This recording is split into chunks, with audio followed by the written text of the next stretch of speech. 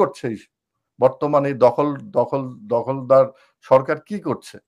তারা রাজস্ব আয় করতে পারতেছে না, উপরন্তু তারা ভ্যাট ট্যাক্স দিয়ে বাংলাদেশের মানুষের পণ্য কিনতে বাধ্য করতেছে। আজকে এই তো বাংলাদেশে অরাজকতা অবস্থা, অরাজক, কেউ কোনো কথা বলতে পারছে না। সরকারিভাবে সার্কুলার জারি করা হচ্ছে, এই সরকারের বিরুদ্ধে কেউ কোনো কথা বলতে পারবে না।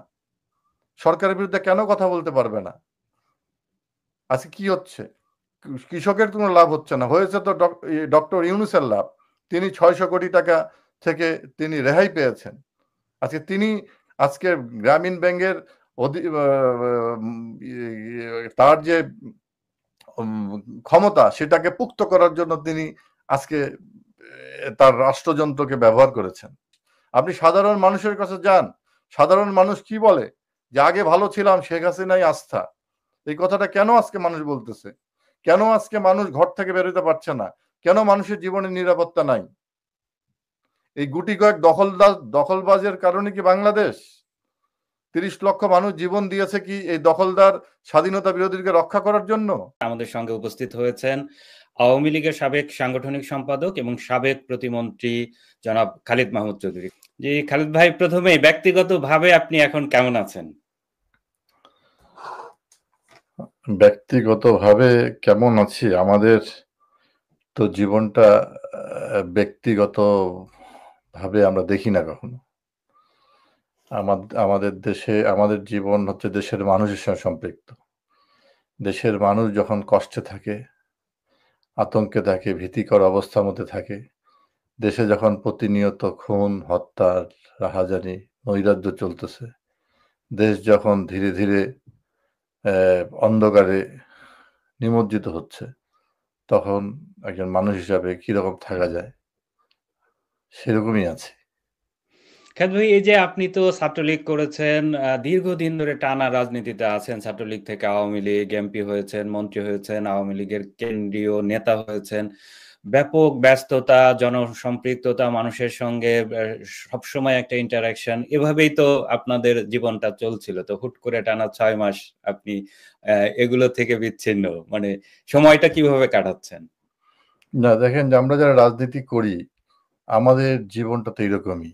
আমরা কিন্তু একদম খুব মসৃণ পথ অতিক্রম করে এই জায়গায় আসিনি। আপনি বললেন আমি এমপি হয়েছি, মন্ত্রী হয়েছি। এটা তো আমাদের এই পথ চলাটা খুব মসৃণ ছিল না। খুব কণ্টকাকীর্ণ পথ অতিক্রম করেছে। আমাদের জেল খাটতে হয়েছে, পুলিশি অত্যাচার সহ্য করতে হয়েছে। হ্যাঁ, লাঠিগড়ি, টিয়ার গ্যাস সবই আমাদেরকে সহ্য করতে হয়েছে। সরকারি দলের নির্যাতন সহ্য করতে হয়েছে। আমরা দিনের পরে দিন আমাদের বাড়িতে ঘুমাতে পারি নাই। হ্যাঁ, আমাদেরকে বহু সময় আত্মগোপন করে থাকতে হয়েছে। তো এই পথ অতিক্রম করে আমরা এসেছি এবং আজকে আমরা যেটা আছি, এই অভিজ্ঞতা নতুন নয়। আমরা অতীতের সেই অভিজ্ঞতা, সেই যে পথ চলাকে সাথে নিয়ে আবার সামনে আবার নতুন একটি ভবিষ্যৎ আমরা রচনা করব দেশরত্ন শেখ হাসিনার নেতৃত্বে, ইনশাল্লাহ। খালিদ ভাই, এই যে টানা 16 বছর আওয়ামী লীগ ক্ষমতায় ছিল, দীর্ঘদিন এক ধরনের একটা অভ্যস্ততার মতো হয়ে গিয়েছিল দলের নেতাকর্মীদের, অনেকে বলে থাকেন। তো আসলে এই যে হুট করে একটা পরিণতি বা একটা বাস্তবতা আওয়ামী লীগের জন্য তৈরি হলো, আপনারা কি কখনো ভেবেছিলেন যে এরকম পরিণতি আসতে পারে, বা এর জন্য কি প্রস্তুত ছিলেন? দেখেন, আপনি আওয়ামী লীগের সৃষ্টি যদি আপনি থেকে এখন পর্যন্ত যদি আপনি দেখেন, আমরা কিন্তু সব ধরনের এই আওয়ামী লীগ সব ধরনের পরিস্থিতি কিন্তু মোকাবেলা করেছে। আওয়ামী লীগকে ভেঙে ফেলা হয়েছে, আওয়ামী লীগকে হত্যা করা হয়েছে, আওয়ামী লীগকে গুম করা হয়েছে, নির্যাতন করা হয়েছে। আওয়ামী লীগ কিন্তু আবার ফিনিক্স পাখির মতো দাঁড়িয়ে গেছে। এই 16 বছর আপনি বললেন যে আওয়ামী লীগ ক্ষমতায় ছিল। আমি তো মনে করি না যে আওয়ামী লীগ ক্ষমতায় ছিল। বাংলাদেশের 1975 সালের 15ই আগস্টের হত্যাকাণ্ডের পরে বাংলাদেশের মানুষ এদেশের ক্ষমতা হারিয়ে ফেলেছিল এবং আওয়ামী লীগ যখন দেশ পরিচালনার দায়িত্ব পায়, তখনই বাংলাদেশের মানুষ নিজেদেরকে ক্ষমতাবান ভাবে এবং বাংলাদেশের মানুষের কাছে ক্ষমতা ছিল বলেই বাংলাদেশে অভাবনীয় একটি উন্নয়ন হয়েছে। আপনি যেই রাস্তা দিয়ে হাঁটেন না কেন, যেদিকেই চোখ দেন না কেন, যেদিকেই যান না কেন, যা কিছু ছুঁয়ে দেখেন না কেন, যা কিছু ব্যবহার করেন না কেন সবকিছুর মধ্যে আওয়ামী লীগের উন্নয়নের ছোঁয়া আছে। এটা সম্ভব হয়েছে আওয়ামী লীগের নেতৃত্বে। বাংলার জনগণ ক্ষমতায় ছিল। এটা ১৬ বছর ধারাবাহিক আমরা ক্ষমতায় ছিলাম না। ১৬ বছর ধারাবাহিকভাবে বাংলাদেশের মানুষ ক্ষমতায় ছিল বলে এই উন্নয়নটা হয়েছে। অতীতে যেহেতু জনগণের সঙ্গে সরকার ছিল না, সেজন্য এই উন্নয়নটা হয়নি। আজকে উন্নয়ন বাধাগ্রস্ত হয়েছে, উন্নয়ন করতে পারেনি। আজকে বাংলাদেশের যে উন্নয়নটা হয়েছে এটা জনগণ এবং সরকারের সঙ্গে একটা মেলবন্ধন ছিল, এই কারণেই হয়েছে। এবং এই যে উন্নয়নটা হয়েছে বলেই কিন্তু যারা ৭১-এর মুক্তিযুদ্ধে বিরোধিতা করেছে, হত্যা, গণহত্যা, ধর্ষণ, লুটপাট, অগ্নিসংযোগের সঙ্গে যুক্ত ছিল, যারা ৭৫-এ ১৫ই আগস্টের এই নির্মম জঘন্য হত্যাকাণ্ডের সঙ্গে জড়িত, তারা এই জিনিসটা কখনো ভালোভাবে নেয়নি এবং তারা যে ভিতরে ভিতরে ষড়যন্ত্র করেছিল, সেই ষড়যন্ত্রের ঘটনার পরিস্ফুটন ঘটেছে ২০২৪ সালের ৫ই আগস্ট। খালেদ ভাই, এই যে আপনি যে উন্নয়নের কথা বললেন, মানুষ বঞ্চিত হয়েছে, বাংলাদেশ বঞ্চিত হচ্ছে। আপনি যে উন্নয়নের কথা বলেন এটি নিয়েও প্রশ্ন আছে। যেমন আপনি হয়তো জেনে থাকবেন, খালিদ মহিউদ্দিন একজন সাংবাদিক, তিনি এখন ইউটিউবে লাইভ করে থাকেন বিভিন্ন টক শোতে। তো সম্প্রতি একটি টক শোতে কিন্তু উনি খুব দৃঢ়তার সঙ্গে বললেন যে এই যে শেখ হাসিনার যেই অনিয়ম, দুর্নীতি, এবং এইটাই ছিল তার মূল অর্জন। এছাড়া তিনি বাংলাদেশকে কিচ্ছু দিতে পারেননি, আওয়ামী লীগ কিচ্ছু দিতে পারেনি বাংলাদেশকে। খালিদ মহিউদ্দিন অন্ধ হয়ে গেছে। খালিদ মহিউদ্দিন কিন্তু এই ১৫ বছরের সৃষ্টি। এই ১৫ বছরে কিন্তু খালিদ মহিউদ্দিন হয়েছে। তার যে ডেভেলপটা হয়েছে, আপনি বলেন ইউটিউব বা টেলিভিশন উপস্থাপক, সাংবাদিক হিসেবে, সে অত্যন্ত বিজ্ঞজন, খুব স্কলার মানুষ, কিন্তু তার পরিস্ফুটনটা ঘটেছে এই ১৫ বছরে। তার তো ব্যক্তিগতভাবেই যে তার যে ডেভেলপটা হয়েছে, এটা তো অন্তত পক্ষে স্বীকার করতে পারতো যে আমি খালিদ মহিউদ্দিন এই ১৫ বছরে আমি সৃষ্টি হয়েছি। আমি আর এর বেশি আর কি বলতে চাই। এই যে আমি কথা বলছি, এই যে সমগ্র পৃথিবী আজকে হাতের মুঠায়, এই যে তারুণ্য, দিন বদলের যে সনদ আমরা দিয়েছিলাম, আমরা দিন বদলে দিয়েছি না? বাংলাদেশের মানুষ সাংবিধানিক ধারাবাহিকতা পেয়েছে না? বাংলাদেশের মানুষ দারিদ্রতা দূর হয়েছে না? যেই দারিদ্রতা বিক্রি করে আমাদের এই ইউনুস গংরা বিভিন্ন দেশে দেশে পদকের আশায় বাংলাদেশের দরিদ্র মানুষের অসহায় আর্তনাদ যে মানুষগুলো করতো, সেই সকল ছবি পৃথিবীতে বিক্রি করে দাঁড়ে দাঁড়ে ঘুরে সাহায্য নিয়ে এসে বাংলাদেশে অনেকেই আঙ্গুল ফুলে কলা গাছ হয়েছে না? কিন্তু বাংলাদেশে শেখ হাসিনা আওয়ামী লীগের নেতৃত্বে তো বাংলাদেশের দারিদ্রতা জয় হয়েছে। আমাদের নেতৃত্ব বাংলাদেশে তো ঘরে ঘরে বিদ্যুৎ চলে গেছে। টেকনাফ থেকে তেতুলিয়া রেল বলেন, সড়ক বলেন, বিমান বলেন, যে কোনো বলেন, ১০,০০০ কিলোমিটার নৌপথ বলেন, সবকিছুতে একটা আমাদের অভূতপূর্ব সাফল্য হয়েছে। বাংলাদেশে একটি মাত্র সমুদ্র বন্দর ছিল, আজকে ৪টি সমুদ্র বন্দর। এটা কার নেতৃত্বে হয়েছে? এই ১৫ বছরে হয়েছে। ঘরে ঘরে বিদ্যুৎ, বিনামূল্যে বই, প্রত্যেকটি প্রাইমারি স্কুল, হাই স্কুল, মাদ্রাসা এবং কলেজগুলো, বিশ্ববিদ্যালয় কলেজ, সেগুলো ডেভেলপ হয়েছে। আজকে কতগুলো বিশ্ববিদ্যালয় বাংলাদেশে হাতে গোনা কয়েকটি বিশ্ববিদ্যালয় ছিল, আজকে প্রায় ১৫০-টির উপরে বিশ্ববিদ্যালয়, উচ্চতর শিক্ষা দেওয়া হচ্ছে। এটা এই ১৫ বছরে হয়েছে। বাংলাদেশে কোনো গবেষণা ছিল না, আজকে দেখেন এই গবেষণায় বাংলাদেশ কত অভূতপূর্ব সাফল্য অর্জন করেছে। আমরা কৃষি খাতেই যদি বলি, এই কৃষি খাতে কত ধরনের সাফল্য অর্জন করেছে। করোনা মহামারীর সময় আমাদের গবেষকরা কত ধরনের উদ্ভাবন করেছেন। আমাদের গবেষকরা অনেক ক্ষেত্রে অনেক কিছু উদ্ভাবন করছেন। আমরা পার্টের জিনোসিকুয়েন্স আমরা সমগ্র পৃথিবীকে আমাদের গবেষকরা তাক লাগিয়ে দিয়েছে। তা আমাদের বেনারসি শাড়ি আজকে দেখেন সমগ্র পৃথিবীতে আমরা ছড়িয়ে দিতে পেরেছি। এটা তো এই ১৫ বছরে হয়েছে।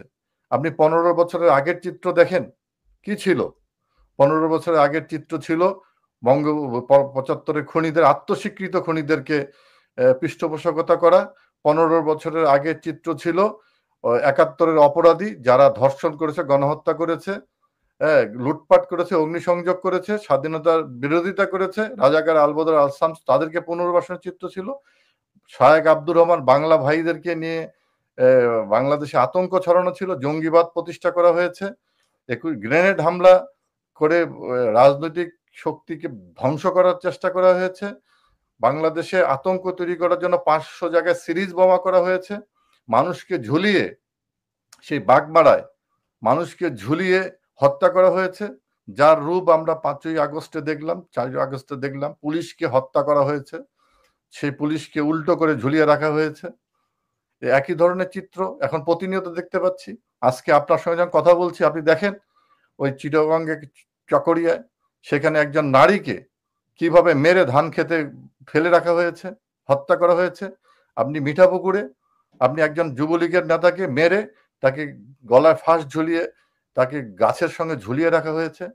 ঢাকা শহরে আজকে যখন আপনার সঙ্গে কথা বলছি, ঢাকা শহরে 27 জন একসঙ্গে ছিনতাইকারী গ্রেপ্তার করা হয়েছে, সরকারের বড় সাফল্য। অথচ 15 বছরে আমরা কোনো ছিনতাইকারী ঢাকা শহরে খুঁজে পাইনি। ছিনতাই হতো না।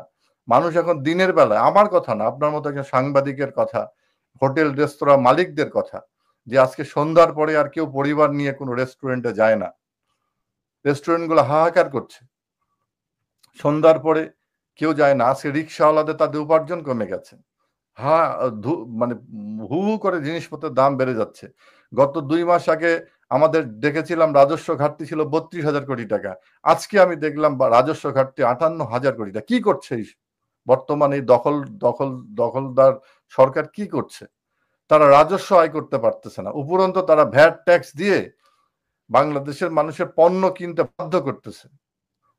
আমি যখন মোবাইলে কথা বলি 100 টাকার ফ্লেক্সি করলে সেখানে আমার 56 টাকা কেটে নেওয়া হচ্ছে। এই তো বাংলাদেশের জীবন। আজকে আপনার দেখেন এই ভরা শীত মৌসুমে সেই উৎপাদিত যে সবজির দাম আজকে কৃষকরা পায় নাই। যে আলু বপন করতে 20 টাকা ন্যূনতম খরচ কেজি প্রতি, সেখানে 12 টাকা 10 টাকা 12 টাকা দিয়ে আলু বিক্রি হচ্ছে। মানুষ তো দিশেহারা। আপনি ধান ক্ষেত থেকে এই লুটেরা ধান কেটে নিয়ে যাচ্ছে, কৃষকের ধান কেটে নিয়েছে, কৃষকরা ধান বিক্রি করতেছে বাজারে, সেই টাকা ছিনতাই হয়ে যাচ্ছে। আপনি গ্রামে গঞ্জে দেখেন যেসব কৃষকরা, বর্গা চাষিরা, কৃষকরা, তারা যে ধান বিক্রির টাকা তারা বাড়িতে নিতে পারছে না, সেই টাকা লুট করে নিয়ে যাচ্ছে এই লুটেরার দল। আজকে এই তো বাংলাদেশে অরাজকতা অবস্থা, অরাজক, কেউ কোনো কথা বলতে পারছে না। সরকারিভাবে সার্কুলার জারি করা হচ্ছে, এই সরকারের বিরুদ্ধে কেউ কোনো কথা বলতে পারবে না। সরকারের বিরুদ্ধে কেন কথা বলতে পারবে না? আজকে কি হচ্ছে? কৃষকের কোনো লাভ হচ্ছে না। হয়েছে তো ডক্টর ইউনূসের লাভ। তিনি 600 কোটি টাকা থেকে তিনি রেহাই পেয়েছেন। আজকে গ্রামীণ ব্যাংকের তার যে ক্ষমতা সেটাকে পুক্ত করার জন্য তিনি আজকে তার রাষ্ট্রযন্ত্রকে ব্যবহার করেছেন। বাংলাদেশ এই যে আপনি যে পরিবর্তন হয় নাই কথা বললেন, কিন্তু এই যে আওয়ামী লীগ আমলের যে উন্নয়নের গল্পগুলো আপনি বললেন, তো বলা তো হয় যে আপনাদের সময়ে এই মানে অনিয়ম, দুর্নীতি, লুটপাটের জন্যই বড় বড় উন্নয়ন প্রকল্প নেওয়া হয়েছে এবং হাজার হাজার কোটি টাকা আপনারা সেখান থেকে লুট করেছেন। এবং আমি একটু আগে যার কথা বলছিলাম, খালেদ মহিউদ্দিন, তিনি কিন্তু তার টকশোতে একদম সরাসরি প্রশ্ন তুলেছেন যে প্রধানমন্ত্রী শেখ হাসিনার সরাসরি ব্লেসিং ছাড়া এই ধরনের অনিয়ম, দুর্নীতি, লুটপাট সম্ভব ছিল কিনা, কি জবাব দিবেন? তুষার, আপনাকে বলি একটা কথা, যে আপনি একটা প্রকল্প বলেন যে প্রকল্পটা উন্নয়ন দুর্নীতির কারণে বন্ধ হয়ে গেছে। আপনি যেভাবে কথা বলছেন তাতে মনে হয় যে দুর্নীতির কারণে কোনো উন্নয়ন প্রকল্প বাংলাদেশে শেষ করতে পারেনি। আপনার পদ্মা সেতু আমরা করেছি, তখন কেউ দুর্নীতির কথা বলে নাই।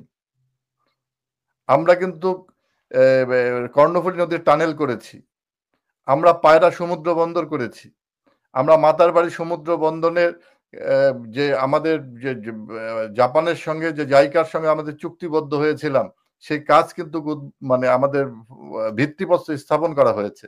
আমরা সেই গভীর সমুদ্র বন্দরের চ্যানেল তৈরি করেছি।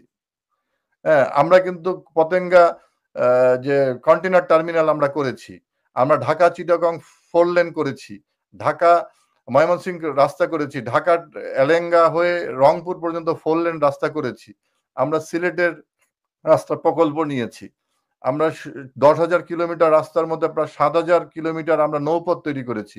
বাংলাদেশের এই নৌশিল্পে একটা অভূতপূর্ব একটা পরিবর্তন এসেছে। আমাদের দেশের তৈরি করা জাহাজ বাল্টিক সিতে আজকে ব্যবহার করা হচ্ছে। তো শুধু তাই নয়, এই যে আপনার মেট্রো রেল, এই মেট্রো রেল কি দুর্নীতির কারণে বন্ধ হয়ে গিয়েছিল? আপনি বলেন এলিভেটেড এক্সপ্রেস, যেই এক্সপ্রেসে আপনি তেজগাঁ থেকে উঠে সরাসরি এয়ারপোর্টে যাচ্ছেন, এটা কি বন্ধ হয়ে গেছে? আপনার খিলগাঁও ফ্লাইওভার, এই যে আপনার ঢাকা এলিভেটেড এক্সপ্রেস, এই যে এইগুলো রাস্তাগুলো যে হচ্ছে, কোনোটা কি বন্ধ হয়ে গেছে দুর্নীতির কারণে? দুর্নীতি যদি হতো তাহলে বাংলাদেশে কি 50টির মতো এই যে ইলেকট্রনিক্স মিডিয়া, শত শত আইপিটিভি, এত অনলাইন, এত একটা জাগরণ তৈরি হয়েছে। কোন জায়গাটা আপনি বলেন, একটি জায়গা বলেন যে দুর্নীতির কারণে এই জায়গার কর্মকাণ্ড বন্ধ হয়ে গেছে? শুধু গদ বাঁধা কথা বললে তো হবে না। এখন আপনি এইসব কথাবার্তা বলে বর্তমান দখলদার সরকারের বাহবা নিতে পারেন, কিন্তু বাস্তবতা কি? বাস্তবতা কি এরকম যে বাংলাদেশের মানুষ খেতে পারে নাই, বাংলাদেশের মানুষ চাল কিনতে পারে নাই, বাংলাদেশের মানুষ ডাল কিনতে পারে নাই, বাংলাদেশের শিশুরা স্কুলে যায় নাই, বিনামূল্যে বই পায় নাই, স্কুল কলেজ মাদ্রাসার ভবন হয় নাই, 150টি বিশ্ববিদ্যালয় হয়নি, এরকম কোনো গবেষণার জন্য কখনো গবেষকরা অর্থ অভাবে গবেষণা করতে পারে নাই, এরকম কোনো ঘটনা ঘটেছে? আমাদের জীবন মানের কত পরিবর্তন হয়েছে, প্রত্যেকটি ঘরে ঘরে বিদ্যুৎ গেছে, এবং ইভেন কি আপনার সেই প্রান্তিক উপকূলীয় অঞ্চল সন্দ্বীপ হাতিয়া চরাঞ্চলগুলোতে সাবমেরিন ক্যাবল দিয়ে সেখানে বিদ্যুৎ পৌঁছে দেওয়া হয়েছে। উপকূলীয় সন্দ্বীপ যে আপনি দেখেন হাতিয়া, এইসব জায়গায় আপনার মানুষের যাতায়াত নিশ্চিত করার জন্য সেখানে জেটি নির্মাণ করা হয়েছে, সেখানে ফেরি চালু করার ব্যবস্থা করা হয়েছে। আপনার হচ্ছে দীপবন্ধু মোস্তাফিজুর রহমান জেটি করা হয়েছে, এখানে ফেরি চালু করা হয়েছে। তাহলে যদি দুর্নীতি হয়ে থাকে তাহলে এগুলো হলো কিভাবে? হাউ? বাংলাদেশের কোভিডের আগে বাংলাদেশের রিজার্ভ প্রায় 49 বিলিয়নে চলে গিয়েছিল। আমরা কোভিড মোকাবেলা, দুর্নীতি হয়ে থাকে তাহলে তো এই কোভিড কালীন সময় পৃথিবীর অনেক দেশে দেশে শত শত হাজার হাজার মানুষ মারা গেছে। বাংলাদেশে কি হাজার হাজার মানুষ মারা গেছে, না খেয়ে মারা গেছে? বাংলাদেশের মানুষ কি বিনা চিকিৎসায় মারা গেছে? এরা কথা বলে কিসের জন্য, কাকে খুশি করার জন্য কথা বলে? বাস্তবতা তো অন্য জিনিস। আপনি সাধারণ মানুষের কাছে যান, সাধারণ মানুষ কি বলে যে আগে ভালো ছিলাম, শেখ হাসিনাই আস্থা। এই কথাটা কেন আজকে মানুষ বলতেছে? কেন আজকে মানুষ ঘর থেকে বেরোতে পারছে না? কেন মানুষের জীবনের নিরাপত্তা নাই? এই গুটি কয়েক দখলবাজের কারণে কি বাংলাদেশ? 30 লক্ষ মানুষ জীবন দিয়েছে কি এই দখলদার স্বাধীনতা বিরোধীকে রক্ষা করার জন্য?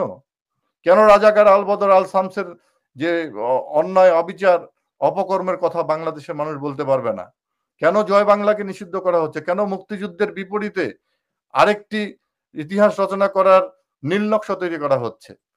একটা স্বাধীন সার্বভৌমত্ব দেশ, 30 লক্ষ মানুষের জীবনের বিনিময়ে, লক্ষ লক্ষ মা বোনের আত্মত্যাগের বিনিময়ে যে দেশ আমরা পেয়েছি, সেই দেশের যে আজকে বিকৃত ইতিহাস তৈরি করা হচ্ছে।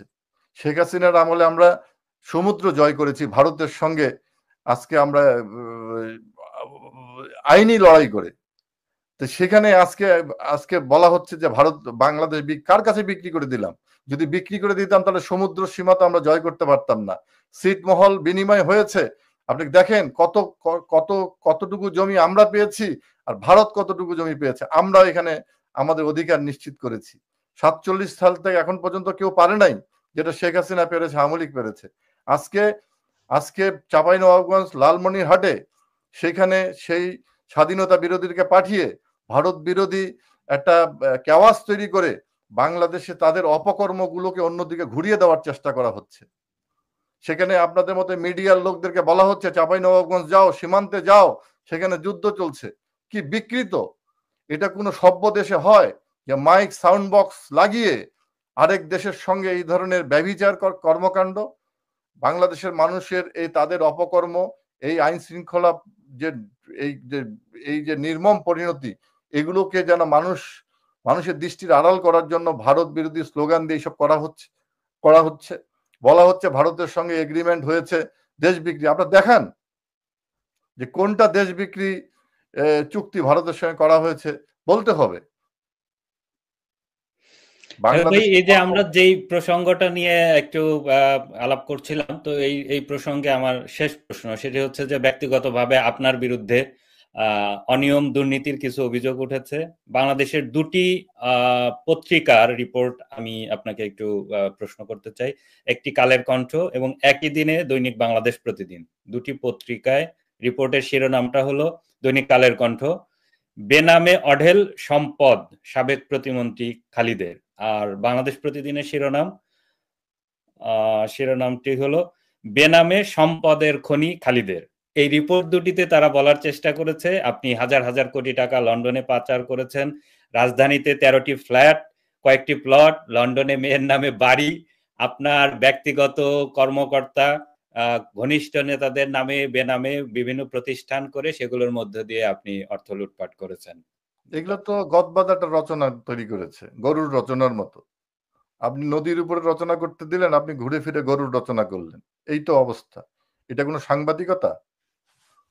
এটা তো স্পেসিফিক বলতে হবে। 150 বছর, আমি যেই পরিবার থেকে এসেছি সে 150 বছর হেরিটেজ। আমি নতুন এই রাজনীতির সঙ্গে আমি নতুন জড়িত না। আমার বাবা জড়িত ছিল, আমার দাদা জড়িত ছিল, আমার বাবা দাদা জড়িত ছিল। আমাদের 150 বছরে আমাদের পরিবারের বিরুদ্ধে কেউ দুর্নীতির অভিযোগ আনতে পারেনি। আমি 4 বার এমপি ছিলাম, আমি মন্ত্রী 2 বার মন্ত্রী হয়েছি।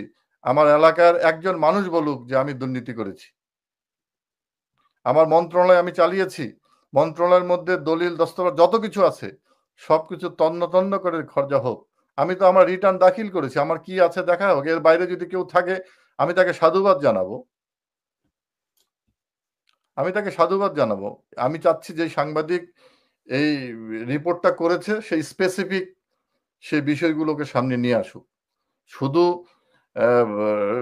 রাজনৈতিকভাবে মেলাইন করার জন্য, সমাজে আমাদেরকে খাটো করে দেওয়ার জন্য এই ধরনের গদবাঁধা কথা অনেক কিছুই করা হচ্ছে। আজকে দেখেন, আমি তো বলেছি 75-এর 15ই আগস্টে বঙ্গবন্ধুকে হত্যা করার পরে এই সমালোচকরা বলেছিল যে শেখ জামালের বিয়েতে এত বেশি আনন্দ করা হয়েছে ধানমন্ডি লেকের পানি নীল হয়ে গেছে।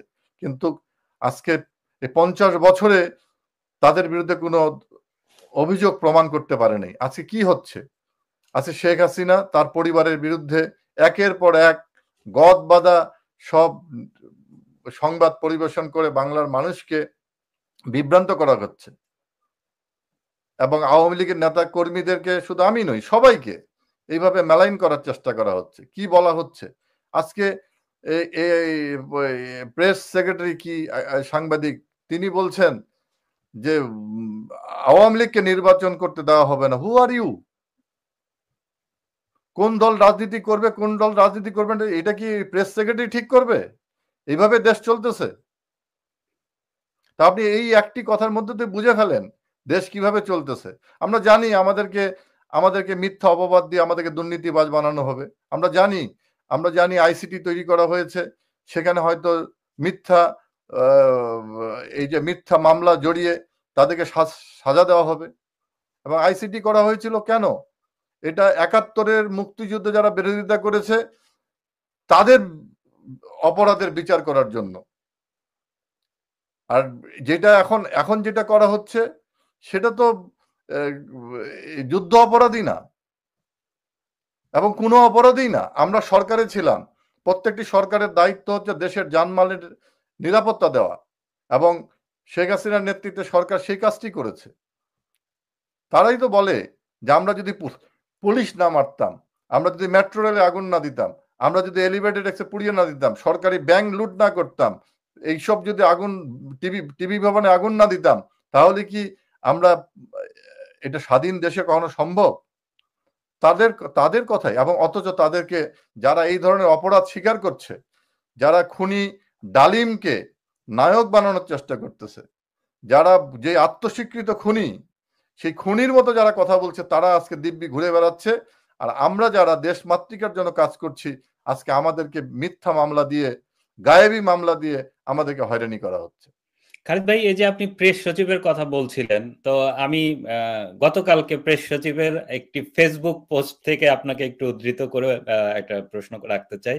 এটা হচ্ছে উনি কিন্তু একটি পোস্ট করেছেন, সেখানে বলেছেন যে আওয়ামী লীগের নেতাকর্মী সমর্থকদের মধ্যে একটি ধারণা আছে যে নির্বাচনী প্রক্রিয়া শুরু হলে আওয়ামী লীগ রাজনৈতিক প্রক্রিয়ায় সম্পৃক্ত হতে পারবে বা মাঠে নামতে পারবে, কিন্তু উনি নাকচ করে দিয়েছেন যে এইটি সম্ভব না।